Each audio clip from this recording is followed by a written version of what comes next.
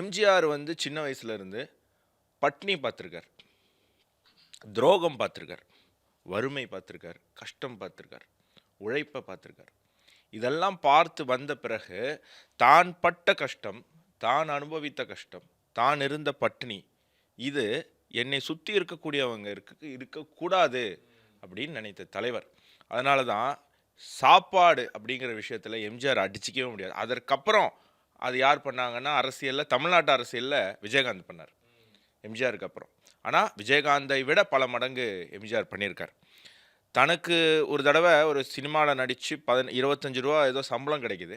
ஒருத்தர் ஊர்லேருந்து வந்து ஒரு உதவி கேட்குறாரு. அவரால் அந்த உதவி பண்ண முடியல, ஏன்னா உதவி பெருசாக இருக்குது. அந்த அந்த காலகட்டத்தில் அவரால் பண்ண முடியல. ஆனால் வந்தவருக்கு சாப்பிட 5 ரூபா, திருப்பி ஊருக்கு போக 5 ரூபா, ஊருக்கு போய் செலவு பண்ணுறதுக்கு 5 ரூபான்னு தனக்கு கிடைத்த 25 ரூபாய் சம்பளத்தில் 15 ரூபாயை அவருக்கு கொடுத்துட்டு 10 ரூபா வீட்டுக்கு எடுத்துகிட்டு போகிறார்.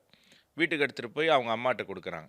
அந்த அம்மா அந்த 10 ரூபா வாங்கிட்டு உனக்கு 25 தானே சம்பளம், மீதி 15 எங்கன்னு கேட்கும்போது இவர் இது சொல்லும்போது, அதை கடந்து அவங்க அம்மா வந்து, நம்மளே பட்னி கிடக்குறோம், நமக்கே வழி இல்லை, நீ யாருக்கோ ஊருக்கு போய் உதவி பண்ணிட்டு வந்திருக்கேன்னு அந்த அம்மா கேட்கல. அதுதான் எம்ஜிஆர்னுடைய அம்மா சத்யபாமா அப்படிங்கிறவங்க.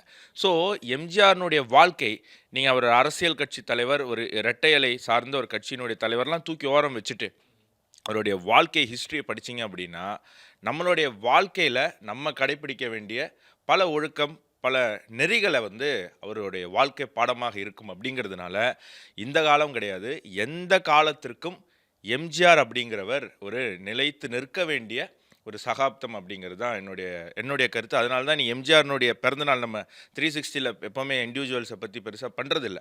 பட் எம்ஜிஆர் மாதிரியான ஒரு டால் லீடர் அப்படின்னு வரும்போது நம்ம அவரை பற்றி பேசணுமே அப்படிங்கிறதுக்காக இந்த விஷயம்.